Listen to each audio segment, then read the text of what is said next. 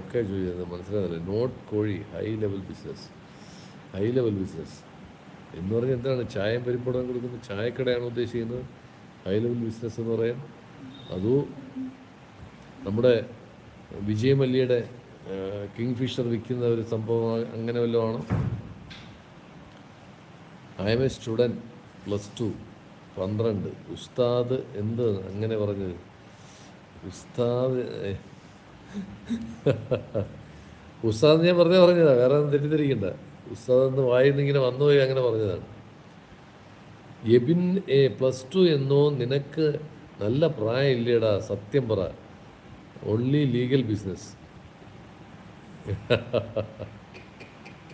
മറ്റേ മോഹൻലാലിനോട് ചോദിച്ചപ്പോൾ പറഞ്ഞല്ലേ എന്താണ് ബിസിനസ്? ചെറിയൊരു ബിസ്ക്കറ്റ് വെച്ചോട്ടെ.